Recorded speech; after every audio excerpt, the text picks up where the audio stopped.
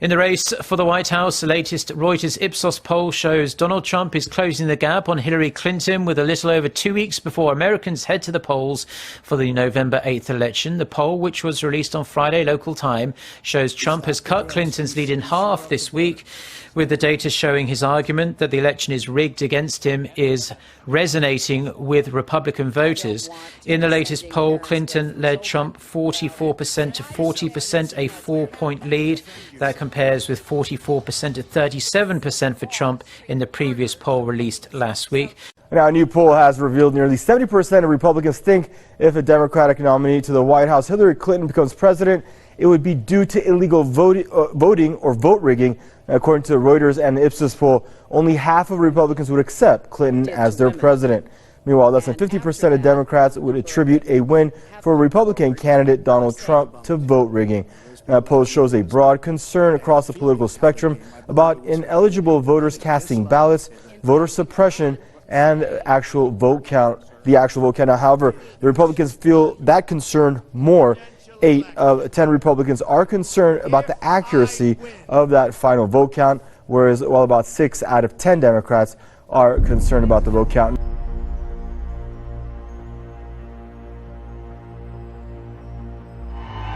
For a few hours this morning, they stopped the traffic. This was dubbed the Women's March. Venezuela's women say they are bearing much of this nation's pain. These demonstrations are not just for a Venezuelan audience. They are in part aimed at raising the profile of this country's beleaguered opposition internationally. The group's most prominent spokeswoman is Liliane Tintori. The international community are with us. We travel around the world for 2 years and 8 months. This is a dictatorship.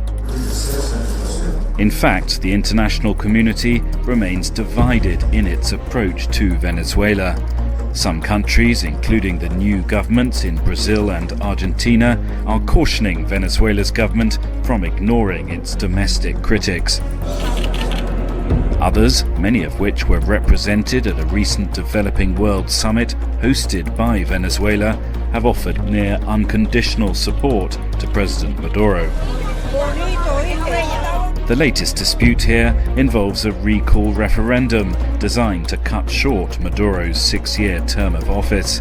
The procedure is written into the Venezuelan constitution. But on Thursday, the country's electoral authority abruptly suspended the process, citing alleged irregularities by the opposition.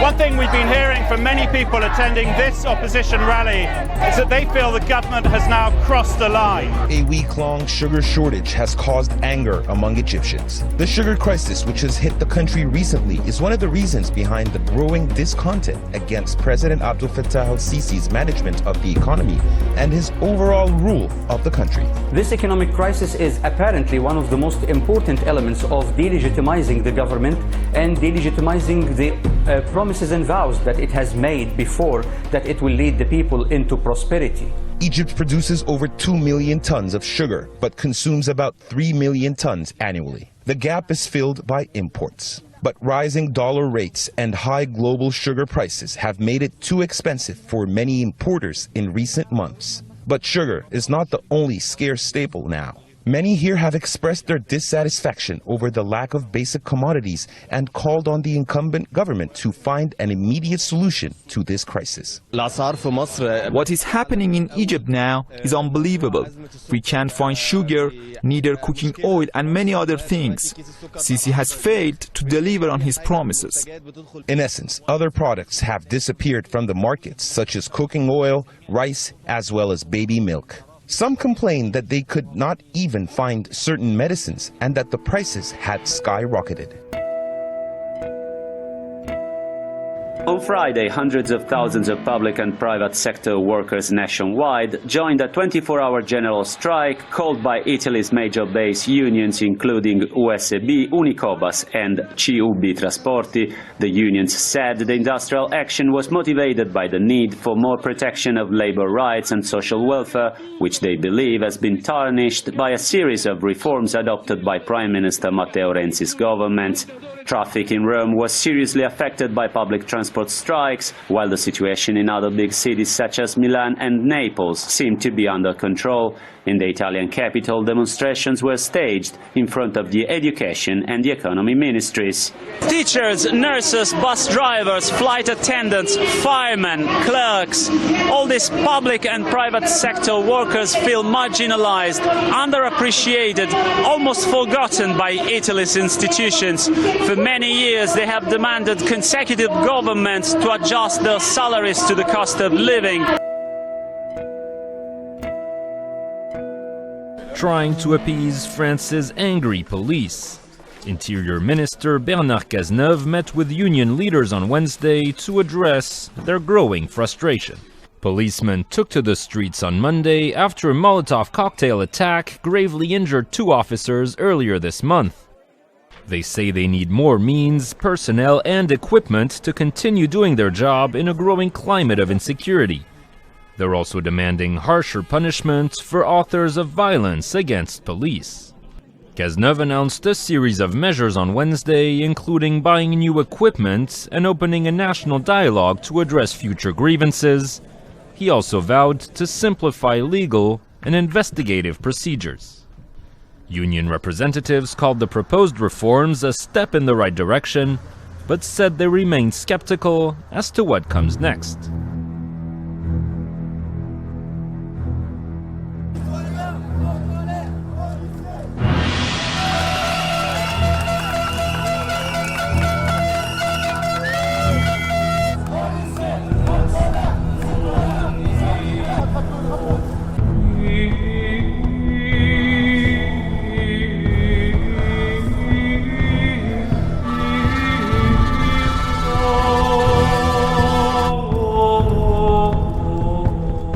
Armed counter-terror police arrested the 19-year-old man on a busy street in North London yesterday lunchtime.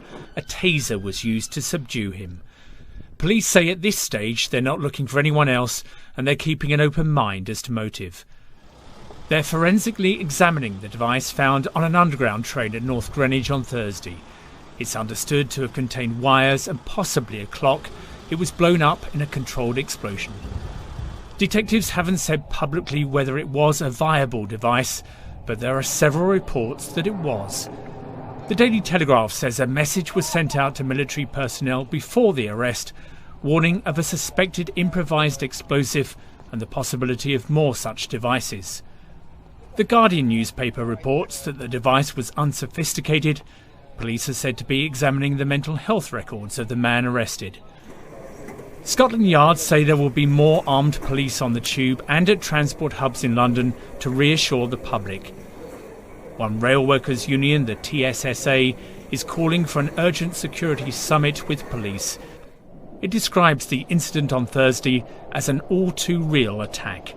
Law and order going high-tech. Police officers could soon be getting a new weapon. Cheryl Cosone from our sister network Fox Business here with a look at that. Cheryl, good morning. Yeah, good morning again, ladies. Well, you know, it could be the newest defense for police in a year where cop shootings have become an almost weekly occurrence.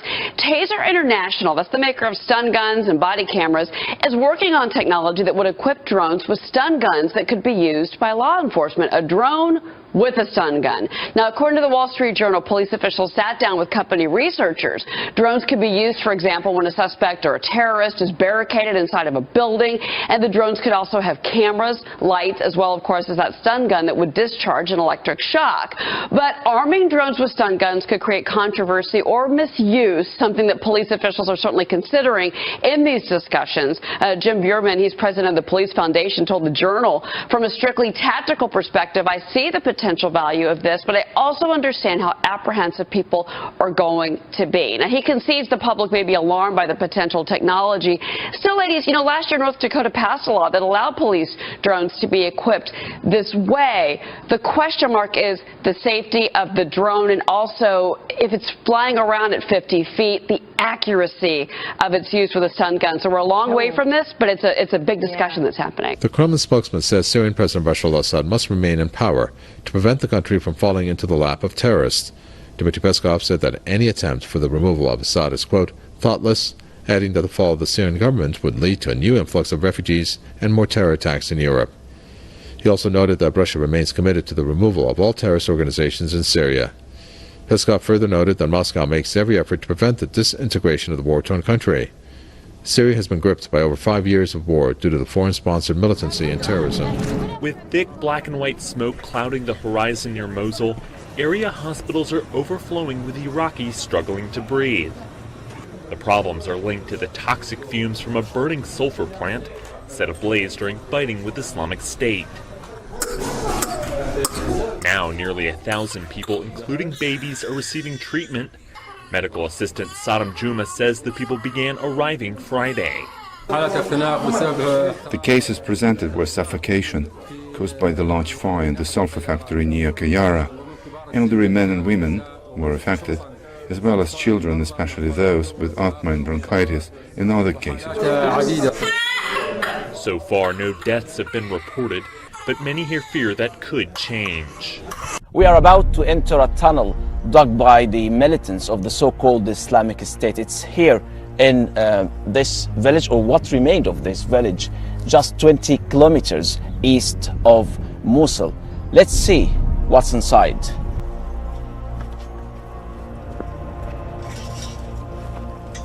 These tunnels are very important and a key element in the military strategy of the jihadist group. As we can see, it's very tight.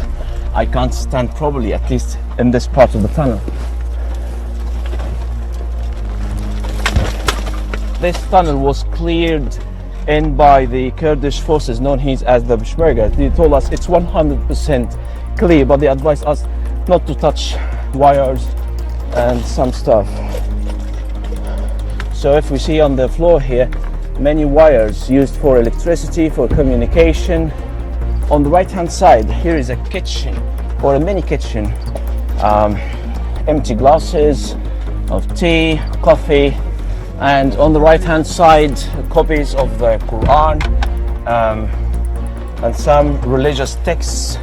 Also, this is a telephone used by the militants to communicate to the outside world. So we're nearly there, and finally we reached the exit point of this tunnel.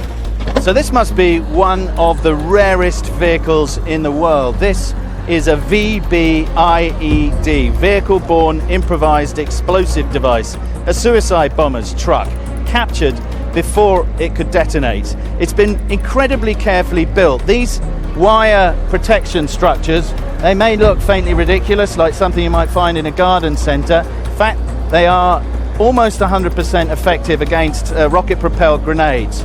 Going head-on, this would have been very hard to stop with a standard infantry weapon. All of this is homemade armour. It's been welded on, again, to allow the vehicle to get through. Even the engine is inside an armoured block. And again, you have what's called this bar armour to protect the driver, with a very small bulletproof windscreen there. The whole idea of this is not to keep the driver alive indefinitely, but long enough to get absolutely close to its final target, so that their enemies can be destroyed. Now, these have been put to absolutely devastating ends. Now, here we've got some Peshmerga who are experiencing life behind. They're even starting the engine for us. This is the very seat where a suicide bomber would have driven to his death, trying to take as many Peshmerga fighters with them as they can. This is a standard suburban vehicle that has been turned into one of the most fearsome weapons in this war of improvisation. Now let's take a look at what goes on in the back cab. Again, another armoured structure here to prevent anybody shooting the driver from behind. Very carefully thought through, quite skillfully put together, quite honestly. A pretty frightening notion. Now packed into this and protected again by yet more armour, against premature detonation. Even the wheels, even the wheel hubs have got covers over them. The whole idea is that this vehicle mustn't be stopped until it can be finally stopped in a devastating moment. And in the back of this, the Peshmerga found 25 jerry cans packed with what they call TNT. It's actually plastic explosive. Now that would be enough to destroy a couple of tanks at the very least. An absolutely ferocious weapon, and one mercifully and very rarely was able to survive and be captured. This is not only a kind of result as far as the Peshmerga are concerned, it's also an incredibly important intelligence tool. By deconstructing how this was put together, they can better figure out how to destroy it. This is our land, our soil. These Christian militiamen have just come home after 2 years in forced exile.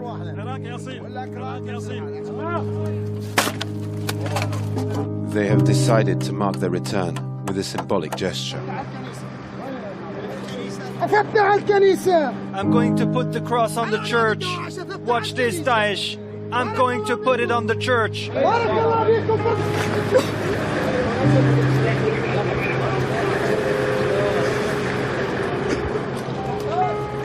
All the Christians who lived in these villages around Mosul were forced out by the Islamic State group. Many were killed.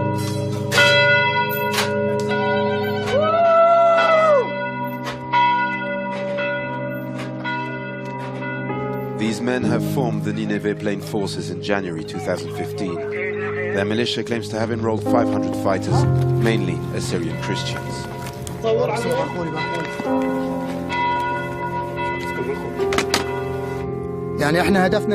Our aim is to defend our land. We must never relive what we have just been through with Daesh.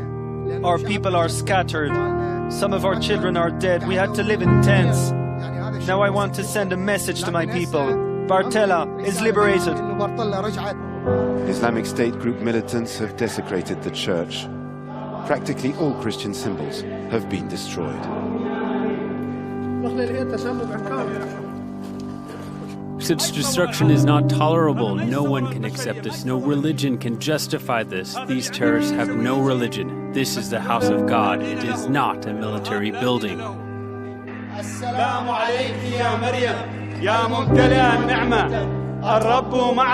For these men, the liberation of Bartella is only a first step. Mosul will have to be reconquered and secured before they can consider bringing their families back.